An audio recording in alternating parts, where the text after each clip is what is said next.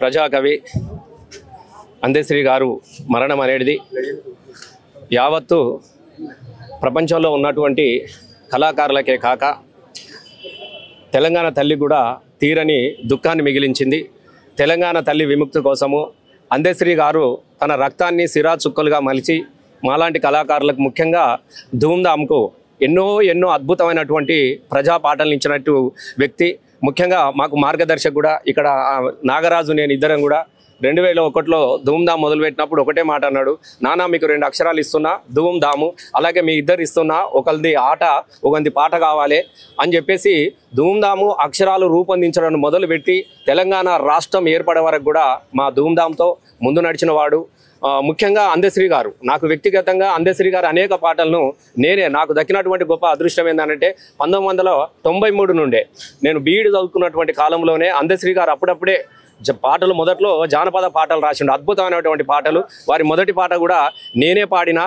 నాకు అదృష్టం ఏంటంటే వారిని కూడా మొదటిసారి ఆడియో రూపంలో కాకుండా వారి గొంతును కూడా అందులో కూడా వారి పాట కూడా పాడించిన. నాకు మొట్టమొదటిసారిగా అల్లి బిల్లి అంగూర తోట, నేను అడుగుకుంటా పోయే బండ్ల బాటల్లో పాడుకుంటూ పల్లె పాట, నేను సిన్నంగా చేరాలి సిద్దిపేట, నానా నీ జీవితంలో నీకు మొదటి పాట ఇస్తున్నా అని చెప్పేసి ఆ బండి పాట తను అనుకున్నటువంటి పాటల ప్రస్థానం మొదలైనటువంటి సందర్భంలో అనేక పాటలు అనేక జానపదాలు వారు కూడా నేను రూపొందించినటువంటి ఆడియో క్యాసెట్లో కూడా ఎల్లమ్మో జర జల్దీ తిరిగి రావాలని తొలిసారిగా గొంతు విప్పిండు రికార్డింగ్లో. మరి గంత సుదీర్ఘ ప్రయాణంలో మరి 2002లో మేము ధూమ్ధామ్ పెట్టినప్పుడు మనకు కూడా ఒక పాట ఉండాలి కదా, మనకు ఒక ప్రార్థన పాట ఉండాలి కదా అని మొదటి ధూమ్ధామ్లో ఆ పాట లేకుండే జై జై తెలంగాణ. 2 కేవలం ఆ రోజు అందశ్రీ గారు మన చూడ సక్కని తల్లి బ్యాలే మన నాగరాజు తను అద్భుతంగా రూపొందించినటువంటి సందర్భం కూడా మీ అందరికీ తెలుసు. సుక్కల్లో జాబిల్లి కుల వృత్తులు అన్నికి కూడు దొరకాలంటే తెలంగాణ రావాలన్నటువంటి ఒక బ్యాలే యావత్తు తెలంగాణ సకల సంస్కృతికి వారసులైనటువంటి అనేక మందిని జనాలను కుల వృత్తులను నమ్ముకున్నటువంటి కదిలించినటువంటి సందర్భంలో ఆ పాటను ముందు ప్రదర్శించగానే అందశ్రీ గారు మధ్యలోకి వచ్చి ఇది అందశ్రీ రాసి రానగానే అందరూ లేచి చప్పట్లు కొట్టేవాళ్ళు. దాని తర్వాత ఏవి మన పల్లెల్లోన మరి వెటువైనవి కుమ్మరి వాముల తుమ్మలు మొలిసను కమ్మరి కొలిమిలో దుమ్ము వేరెను అని చెప్పేసి గోరెటెంకన్న పాటను క్రోడీకరించి ఒక అద్భుతమైనటువంటి బ్యాలేగా రూపొందించి ప్రదర్శన మొదలుపెట్టినామంటే మరి ధూమ్ధామ్లో అంత గొప్ప ప్రజలను చైతన్యం చేసారో మీ అందరు తెలుసు. దాని తదనంతరము అందశ్రీ గారు మేము కూర్చున్నప్పుడు మనకు ఒక ప్రార్థన గీతం ఉండాలి అన్నప్పుడు జయ జయ తెలంగాణ అనే ఉద్యమ గీతము ధూమ్ధామ్ కోసం రాసినది. ధూమ్ధామ్ వేదికకు మొట్టమొదటిసారిగా ఆ ప్రార్థన గీతంతో మొదలు పెట్టాలన్నటువంటి ఆలోచన చేసినప్పుడు అందశ్రీ గారు దాన్ని రాస్తే మేము వారు పాడుతూ ఉంటే ఆ వేదిక మీద మేమందరం పాడేది. ఆ ఒక్క పాట కోసము వందలుగా మైళ్ళ ప్రయాణం చేసి అలసట లేకుండా అప్పుడు వాస్తవంగా మొదట్లో తొలినాలలో మొదలుపెట్టినాడు. ఎవరు లేరు, నేను నాగరాజు మా అందశ్రీ గారు గోరేటి వెంకన్న ఇట్లాంటి కొంతమంది ఉన్నారు. ఇంకా గద్దర్ అన్న ప్రస్థానం ఇంకా అక్కడికి ఇంకా స్టార్టే కాలేదు 2006 లాగా. అంటే అనేకమైన పాటలు చూడ సక్కని తల్లి సుక్కలు జాబిలి కాకుండా చూడు తెలంగాణ సుక్క నీళ్లు లేని దాన అని చెప్పేసి దుఃఖం నీళ్ళ కోసం తనలాడుతున్నటువంటి దుఃఖాన్ని వర్ణించడంతో పాటుగా నేను మొట్టమొదటిసారిగా 2001లో సింహగర్జన మొదలుపెట్టి రోజు కరీంనగర్లో నా కోసం పాట రాసిండు.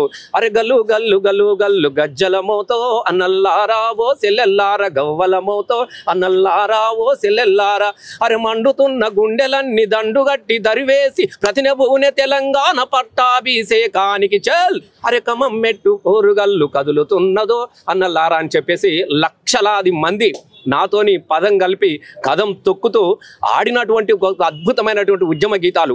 మా మొదటిసారి అందశ్రీ గారు ఆడియో రూపం కాకుండా వీడియో రూపాన్ని కూడా మా నాగరాజు రూపకల్పనలోనే మేము ఊరు తెలంగాణ, నా పేరు తెలంగాణ, నా తల్లి తెలంగాణ, తను వెళ్ళ తెలంగాణ అనే ఒక వీడియో ఆల్బమ్ కూడా మేము రూపొందించడం జరిగింది. అనేక పాటలు వాస్తవంగా అందశ్రీ గారు రాసిన అన్ని పాటలు ఆల్మోస్ట్ 90% అన్ని నేనే పాడడం జరిగినది.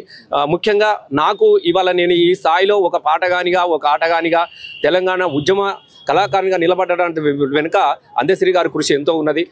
ముఖ్యంగా ఏంటంటే దుఃఖకర బాధ విషయం ఏంటంటే పాపం ఆకలిని చంపుకొని అణిచివేతలను తట్టుకొని ఆకాశమంతా ఎత్తు ఎదిగి ఇవల్ల అందశ్రీ గారు ఒక గొప్ప గౌరవం పొందుతున్నటువంటి సందర్భంలో వారు లేకపోవడం అనేది చాలా దురదృష్టంగా మేము భావించుకుంటూ ఉంటున్నాం. ఇలా అందశ్రీ గారు లేకపోయినా ఆయన పాట ఉంటుంది, ఆయన ఆట ఉంటుంది, ఆయన ఆశయం ఉంటుంది.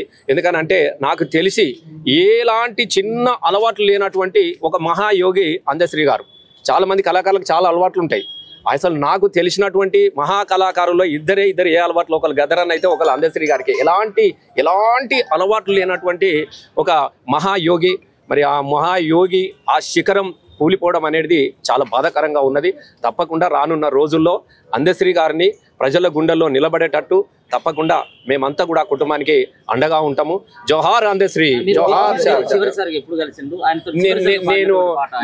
నేను చాలా రోజులే, ఎందుకనంటే తెలంగాణ రాష్ట్రం ఏర్పడిన తర్వాత నేను ఎమ్మెల్యేగా ఎన్నికైన తర్వాత అప్పుడప్పుడు ఫంక్షన్లనే కలిసినాం తప్ప పాటల మధ్యన అనుబంధం అనేది లేకుండా, ఎందుకంటే మాకు కుటుంబ అనుబంధాలు కూడా చాలా ఉంటాయి. ఇప్పుడు ఆ పిల్లలు కానీ ఆ కుటుంబం కానీ, నేను ఈ లాలపేటలకు ఎన్ని వేల సార్లు వచ్చినాయి. నేను ఇక్కడ చదువుకున్నప్పుడు తెలుగు యూనివర్సిటీలో నేను జానపద ఎంఏ విద్యార్థిగా ఉన్నప్పుడు కూడా ఎవ్రీడే నాతోనే ఉండేది, వాళ్ళ రేబర్తి పోయేది, అన్ని తిరిగేది. సిద్దిపేట ఇక్కడికి మేము చాలా అనుబంధం అన్నట్టు, ఆత్మీయతను అంటే ఇక చెప్పుకోలేనటువంటి జ్ఞాపకాలు మా ఇద్దరి మధ్యన ఉన్నప్పటికీ రాజకీయాల అవసరాల కోసం నేను అటువైపు వెళ్ళిన తర్వాత ఇటువైపు వెళ్ళిన తర్వాత మొన్న ఒక ఫంక్షన్లో కలిసాం, ఒక పెళ్లిలో తప్ప పాటల ప్రస్థాన వేదిక అనేది తెలంగాణ రాష్ట్రం వచ్చిన తర్వాత నేను ఎప్పుడు కూడా పంచుకోలేదు, తను కూడా రాలేదు. చివరిసారిగా చాలా ఇంకా నేను అంటే ఈ పాట నేను తెలంగాణ రాష్ట్రం ఏర్పడ్డదాకానే ఆయన పాటల ప్రస్తావం కానీ జై జై తెలంగాణ కానీ ఇవన్నీ కూడా చేయడం జరిగినది. చాలా పాటలు ఇప్పుడు ఆయన రాసింది నేనే. పల్లె నీకు వందనాలమ్మ పాటలు కూడా, పల్లె నీకు వందనాలమ్మో నన్ను గన్నా తల్లి, తల్లి నీకు వందనాలమ్మో నాకు పాట నేర్పి ఆట నేర్పి బతుకు బాటను చూపినందుకు పల్లె నీకు, అది తన మీద తను రాసుకున్నటువంటి పాటను కూడా నా చేతనే పాడిపించిండు అందశ్రీ గారు. వాస్తవంగా ఇప్పుడు ఈ సమయంలో కూడా తనకు కొన్ని కళలు ఉండే, కొన్ని అద్భుతాలు ఉండే. ఎందుకనంటే అమెరికాలో కూడా మేము ప్రపంచ వేదికలను కూడా పంచుకున్నాం. అమెరికా వెళ్ళాం కొన్ని చోట్ల ఆయనతో కూడా. ఆయన అమెరికా ప్రపంచమంతా కూడా మాకు ఒక లక్ష్మణ్ అని ఉంటాడు TDF, తనని తీసుకొని బ్రెజిల్ వెళ్ళిండు, అమెజాన్ నది, ఇవన్నీ నదుల కూడా తిరిగి ఈ నదుల ప్రస్తావనకు ఈ నడకని మూలానికి కనుక్కొని ఒక అద్భుతమైనటువంటి పాటలు రాసే ప్రయత్నంలో అది పూర్తి కాకుండానే వెళ్ళిపోయినందుకు కొంత బాధగా ఉన్నది. తప్పకుండా మళ్ళీ అవకాశం వస్తే ఆ నది నడకను, ఆయన నడిచిన నడకను మేము కొనసాగిస్తాం. నాగరాజు. తెలంగాణ ధూమ్ధామ్ అనే సాంస్కృతిక ఉద్యమం ప్రారంభ దశలో అన్నతో మేము ప్రయాణం చేసినప్పుడు నా లోపల ఉన్న ఆటకు నాకు లేని పాటను సమకూర్చింది అందశ్రీ గారు. అనుకోకుండా ఆయన రాసిన పాటలకు మొదట కోరియోగ్రఫీ చేసే అవకాశం నాకే దక్కింది. అది స్టేజ్ కోరియోగ్రఫీ కావచ్చు, ఆల్బమ్స్లో కావచ్చు, ఆఖరికి సినిమాలో కూడా జైబోలో తెలంగాణలో కూడా జగత్ బాబు గారి మీద రాసినటువంటి పాటను నేనే డైరెక్షన్ చేశాను. అప్పుడు ఆ కాలంలో అన్నగారు జై జై తెలంగాణ పాట రికార్డింగ్ చేస్తే కూడా దాని పర్యవేక్షణ బాధ్యత నేను తీసుకున్నాను. సో తెలియకుండానే ఆ పాటకు నా ఆటకు సంబంధం ఉంది. నిజానికి అందశ్రీ గారి పాట లేకపోతే అంతడుపులకు తెలంగాణ ఉద్యమంలో ధూమ్ధాంలో ప్రస్థానం మొదలైనా కూడా నాకంటూ ఒక మార్క్ లేని సందర్భంలో అందశ్రీ గారి పాటే నాకు ఆటై నన్ను నిలబెట్టిందని తెలియజేస్తూ, ఇలా ఆయన అప్పటి నుంచి ఇప్పటి వరకు నాకు కానీ నా కుటుంబంతో కానీ వారితో దాదాపు ఒక వారం రోజులకు ఒకసారి మేము ఏదో సందర్భంలో మాట్లాడుకుంటుండేది. ఈ మధ్యన ఒక 2 వారాల నుంచి మాట్లాడుకోలేదు. సో ఆయన ప్రతి క్షణం కూడా ఒక యోగిలాగా మమ్మల్ని నడిపించే క్రమంలో కొంచెం ఆశీర్వదిస్తూ కొన్ని తప్పులను ముఖం మీదనే చెప్తూ చేయబోయే కార్యక్రమాలని ఇంకా మెరుగుపరచుకోవడానికి చేసేది. మేము ఇద్దరం ఒకటి కలగండం, ఆయన పాటని ఒక 10,000 మందితోని పాడిపించి వరల్డ్ గిన్నిస్ రికార్డుకి తీసుకెళ్లాలని బ్రోచర్స్ కూడా రెడీ చేసుకొని ప్రభుత్వం ఆదేశాల కోసం వెయిట్ చేశాం. అంతేకాకుండా ఇంకా కొన్ని కూడా చాలా కార్యక్రమాలు మేము చేద్దాం అనుకున్నాం. అవన్నీ కూడా అర్థంతంగా మిగిలిపోవడం కొంచెం బాధాకరంగా ఉంది. ఏది ఏమైనా అందశ్రీ గారి ఆలోచనల్ని, ఆయన సాహిత్యాన్ని రేపటి సమాజానికి అందించే బాధ్యతలో మేము కూడా భాగస్వామ్యం అవుతాం. మా ధూమ్ధామ్ నుంచి మేము ఖచ్చితంగా ఆయనను కొనసాగింపుగా తీసుకెళ్తామని తెలియజేస్తున్నాం. Thank you.